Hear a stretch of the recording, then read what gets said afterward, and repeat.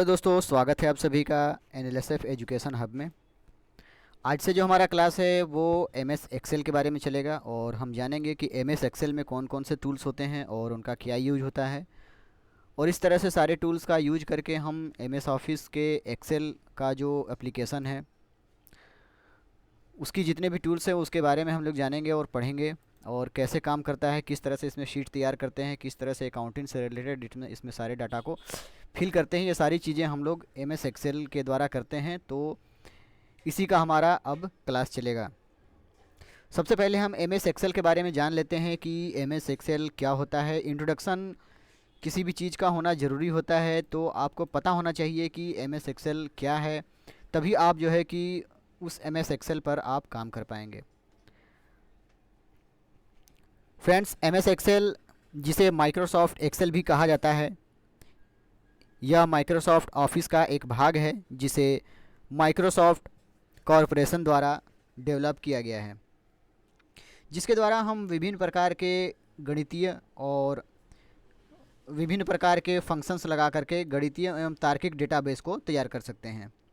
Microsoft Excel कई तरह के रो और कॉलम से मिल करके बना होता है।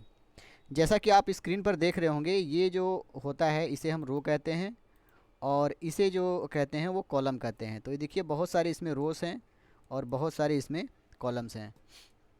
जब इसे आप नीचे करके जाएंगे, यहाँ से स्क्रॉलर बार से आप नीचे करेंगे तो आप देखेंगे यहाँ पे नंबरिंग बढ़ रही है, और ये आप जितना नीचे जाएंगे उतना ज़्यादा इसमें नंबरिंग बढ़ता चला जाएगा। तो इसकी कोई लिमिट नहीं है, आप जितना चाहें उतना रो एंड कॉलम इसमें बना सकते हैं आप। तो एम एस एक्सेल जो है विभिन्न प्रकार के रो और कॉलम से मिलकर के बना होता है, जिसे हम क्या कहते हैं, सेल कहते हैं। जैसे ये जो एक बॉक्स टाइप का आप देख रहे हैं, इसे हम एक सेल कहते हैं, और बहुत सारे सेलों को मिला करके ये क्या बनता है, एक रो बनता है या एक कॉलम बनता है। हम सेल में ही डाटा को एंट्री करते हैं। कोई भी डेटा हमारा 1 हो गया, 2 हो गया, या ए हो गया, बी हो गया, क हो गया, ख हो गया, जिस भी तरह का हम डाटा फिल करते हैं, चाहे उसमें अर्थमेटिक हो या लॉजिकल हो या आपका किसी भी तरह का डेटा हो, हम इस कॉलम में ही फिल करते हैं। ये क्या कहते हैं, इसको कहते हैं सेल। इस सेल में ही जो है कि हम डाटा को फिल करते हैं।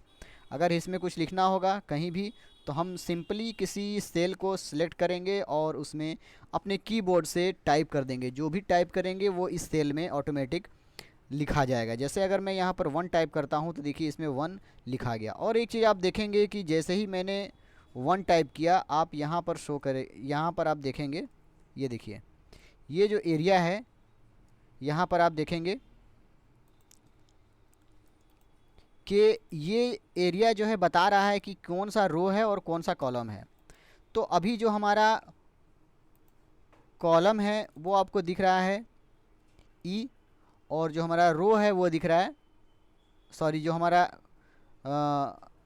रो है वो 5 दिख रहा है और कॉलम हमारा ई दिख रहा है। तो ई5 रो एंड कॉलम मिला करके ये इसका एड्रेस बता रहा है कि यहाँ पर आपने टाइप किया है।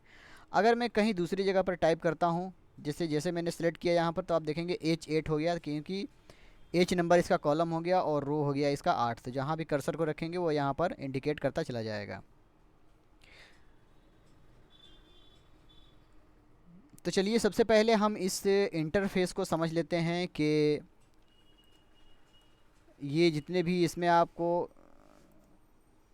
टूल्स वगैरह दिख रहे हैं रो में, कॉलम में, इन सब के नाम क्या होते हैं और क्या क्या इनका काम होता है, थोड़ा बहुत इसके बारे में हम इंट्रोडक्शन कर लेते हैं।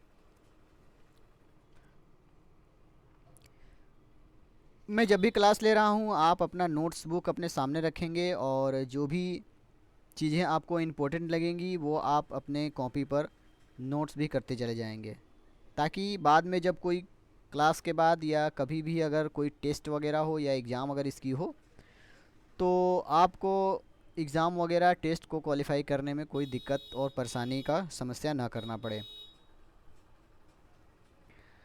तो चलिए सबसे पहला स्टार्ट करते हैं। आप अपनी स्क्रीन पर देख रहे हैं, ये मैंने एक बॉक्स बनाया है, इसे हम कहते हैं ऑफिस बटन। क्या कहते हैं, ऑफिस बटन, ठीक है।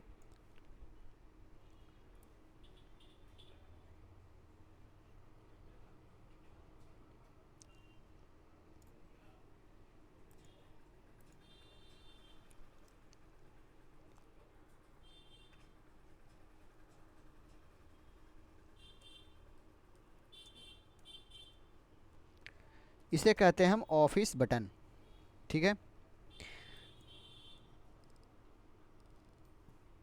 यहाँ पर आप देख रहे होंगे 3 टूल्स दिए हुए हैं। इसका नाम है क्विक एक्सेस टूल।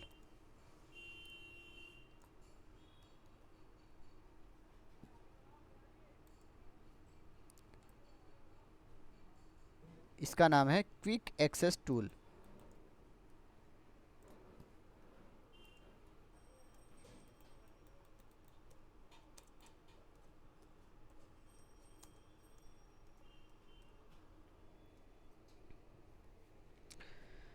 नेक्स्ट चलते हैं। आप ये देखेंगे यहाँ पर बुक 1 लिखा है। इसका मतलब कि अभी जो MS एक्सेल का जो फाइल का जो नाम है, हम लोगों ने इसे रीनेम नहीं किया है। तो डिफ़ॉल्ट जो फाइल का नेम होता है वो बुक 1 ही लिख करके आता है। तो इसलिए यहाँ पर बुक 1 शो कर रहा है। जैसे ही हम अगर इसको सेव कर देंगे तो यहाँ पर इसका नाम चेंज हो जाएगा। डिफ़ॉल्ट जो नाम होता है इसका बुक 1 करके आता है, ठीक है। इसका नाम है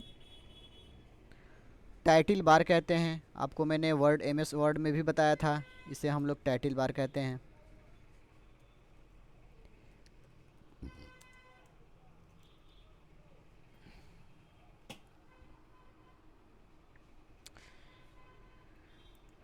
MS वर्ड में ही मैंने आपको बताया था, ये इधर जो एरिया होता है इसको क्या कहते हैं, इनके अलग अलग नाम्स हैं। इसे मिनिमाइज कहते हैं, इसे मैक्सिमाइज कहते हैं और इसे क्लोज कहते हैं। इसे कहते हैं मिनिमाइज,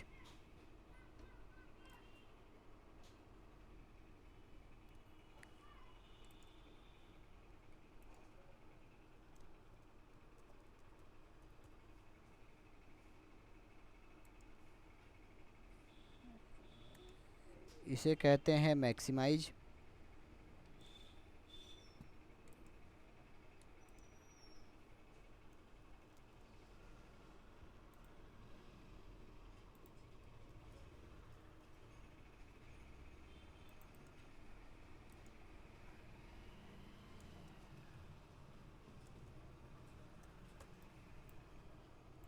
और इसे कहते हैं क्लोज।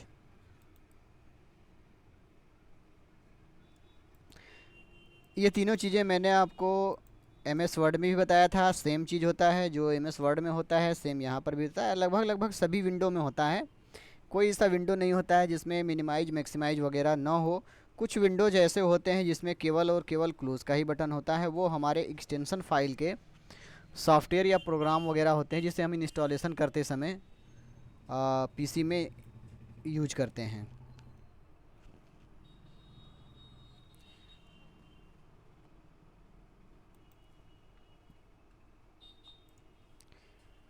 ये आप देख रहे होंगे इस तरह से होम खुला हुआ है, बाकी सब बंद है। तो इस तरह के बटन को क्या कहते हैं, हम लोग टैब कहते हैं, ठीक है। इसे हम कहते हैं टैब।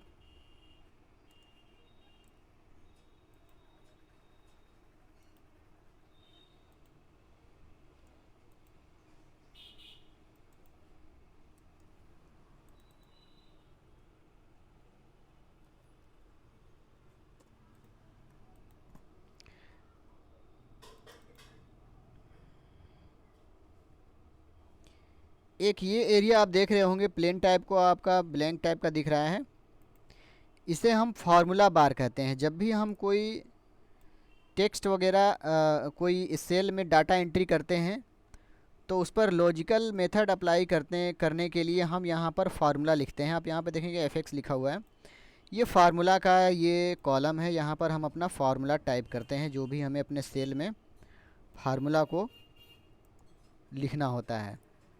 तो इसे हम क्या कहते हैं, इसे हम फार्मूला बार कहते हैं, ठीक है ना। इसे कहते हैं फार्मूला बार।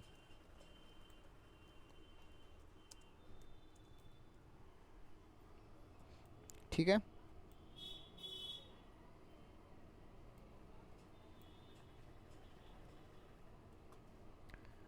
ऊपर में यहाँ पर आप एरिया देखेंगे तो कुछ आपको यहाँ पर फॉर्मेट्स, डिटेल, इंसर्ट, सेल, है ना, इस टाइप के कुछ यहाँ पर दिख रहे होंगे। तो ये जो एरिया होता है इसे क्या कहते हैं हम लोग? रिबन कहते हैं। ठीक है, ये एरिया होता है रिबन।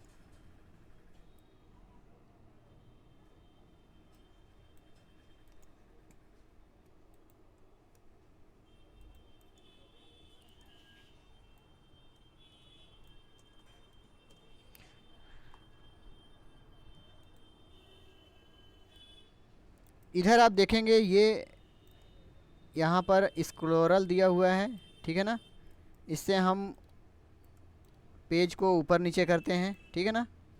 तो ये लेफ़्ट स्क्रॉल बार कहलाता है, और नीचे में आप देखेंगे तो ये सॉरी ये वर्टिकल, लेफ़्ट नहीं वर्टिकल स्क्रॉल बार कहते हैं इसको, और ये हॉरिजेंटल स्क्रॉल बार कहते हैं। इसे क्लिक करेंगे तो ये हॉरिजेंटली इधर उधर अब मेरा पेज खिसक जाएगा। तो हॉरिजेंटली ये करने के लिए तो इसे क्या कहते हैं? इसे कहते हैं वर्टिकल स्क्रॉल बार। मैं नाम लिख दे रहा हूँ यहाँ पे, वर्टिकल स्क्रॉल बार।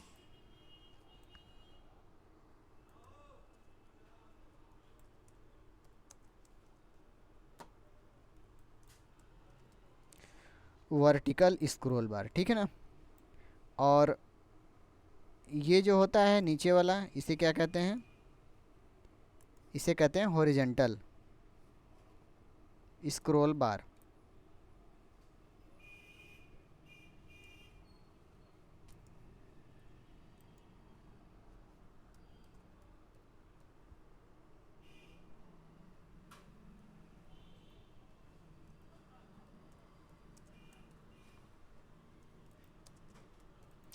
हॉरिजेंटल स्क्रॉल बार, ठीक है ना।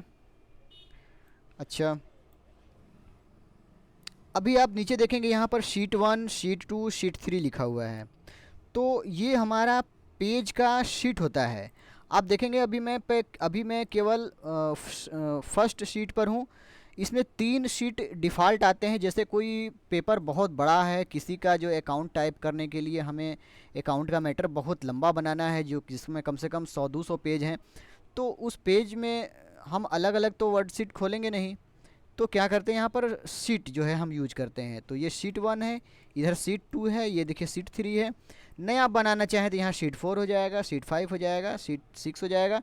तो ये एक ही MS एक्सेल में ये बहुत सारे हमारे पास पेज बन जाएंगे। आपको अलग अलग पेज लेने का ज़रूरत नहीं होगा, और एक पेज में आप चाहे जितना चाहें उतना रो और कॉलम बना सकते हैं। तो इस वाले एरिया को हम क्या कहते हैं?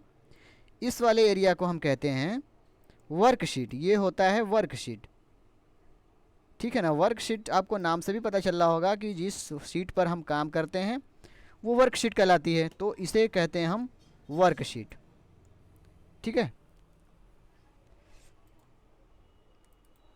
इसे कहते हैं वर्कशीट।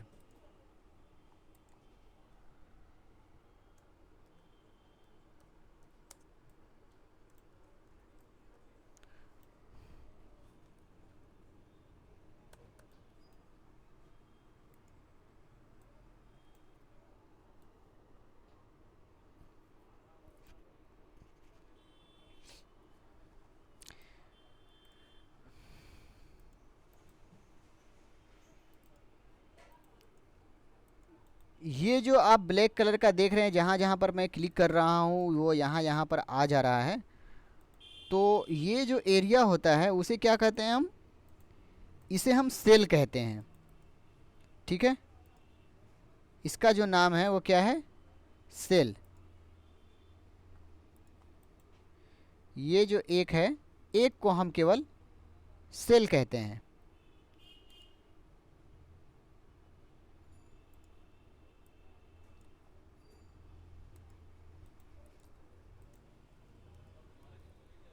सेल। तो आज हमने MS एक्सेल में यूज होने वाले जितने भी टूल्स होते हैं उस टूल्स का हम लोगों ने केवल इंट्रोडक्शन किया है, और जाना है कि कौन कौन से इसमें टूल्स वगैरह होते हैं, उनका नाम क्या है। जब भी हम MS एक्सेल पर कोई भी फार्मूला क्रिएट करेंगे, कोई भी डाटा लिखेंगे, तो हमें सारे टूल्स के बारे में उनका नाम याद होना या नाम के बारे में जानना ज़रूरी होता है, तभी जो है कि हम शीट पर काम कर पाएंगे। तो MS एक्सेल का ये छोटा सा इंट्रोडक्शन हुआ। इस वीडियो में ज़्यादा कुछ नहीं बताया जाएगा, केवल और केवल आपको इस MS एक्सेल से केवल परिचय कराया जाएगा, इंट्रोडक्शन दिया जाएगा इसका। कल के क्लास में हम इस पर डिटेल में कुछ टूल्स के बारे में जानेंगे और कुछ वर्कशीट पर काम करके भी आपको दिखाएंगे। तो आप डिफिनेशन इसका लिखना चाहें तो लिख भी सकते हैं, वरना कोई इसमें बहुत कुछ लिखने वाली चीज़ नहीं है, आप केवल सुन सकते हैं। कि हम कह सकते हैं कि MS एक्सेल 2007, 2010 और 2003 भी है। MS एक्सेल में जितने भी एक्सेल स्मार्ट एप्लीकेशन हैं, जिनके द्वारा हम कम समय में अधिक से अधिक कार्य कर सकते हैं और बहुत तेज़ी से गणितीय कार्य करता है, जैसे जोड़ना, घटाना, भाग करना, माइनस एवं विभिन्न प्रकार के जो तार्किक कार्य होते हैं, उसे हम उसका परिणाम जो है हम कुछ सेकंडों में ही प्राप्त कर सकते हैं।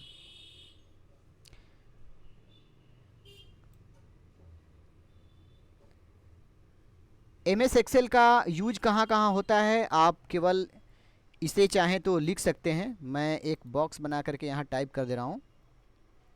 MS एक्सेल का जो यूज होता है वो कहाँ कहाँ होता है?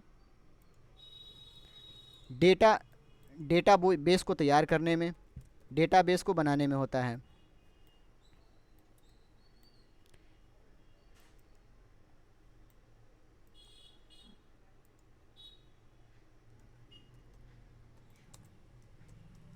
डेटाबेस को बनाने में होता है। और कहाँ होता है?